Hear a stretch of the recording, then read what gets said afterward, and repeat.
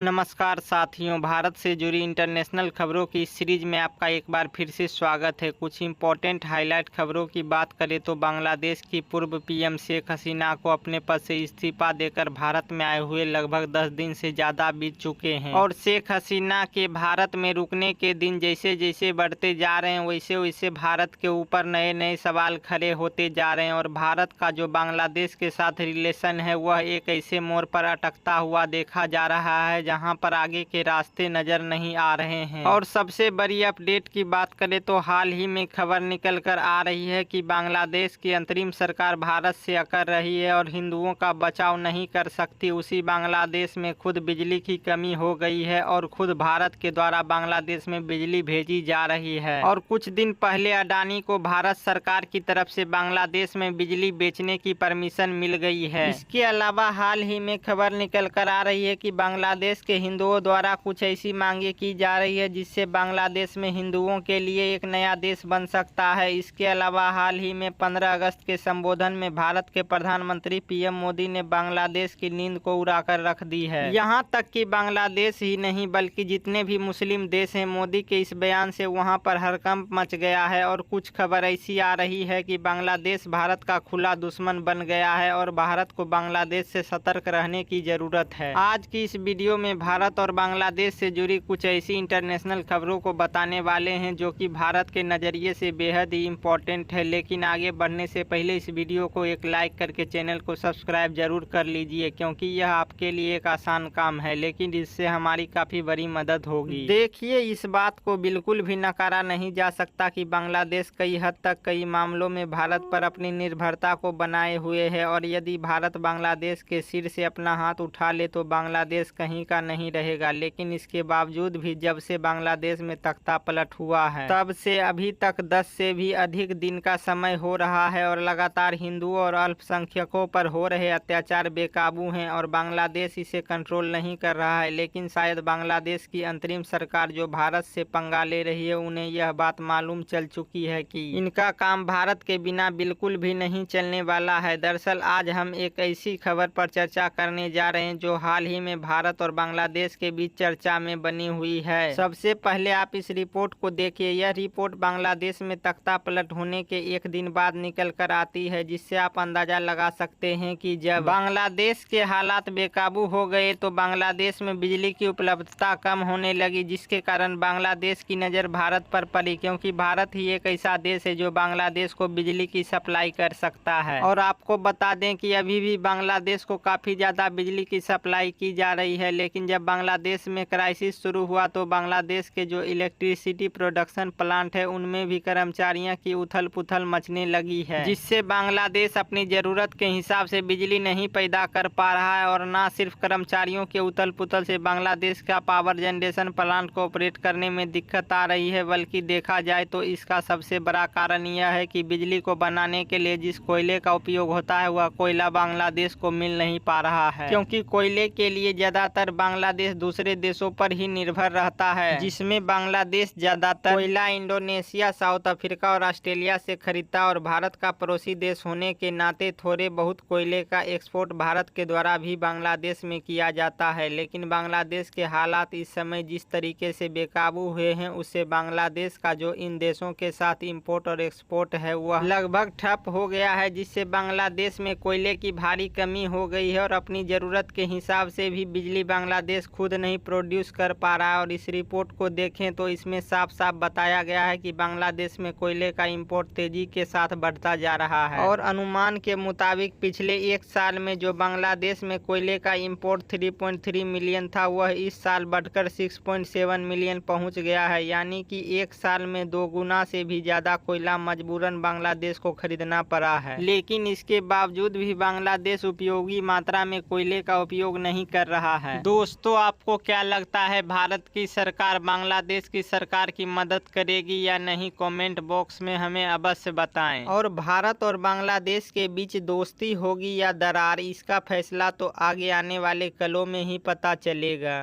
मेरे प्यारे देशवासियों, बांग्लादेश में जो कुछ भी हुआ है उसको लेकर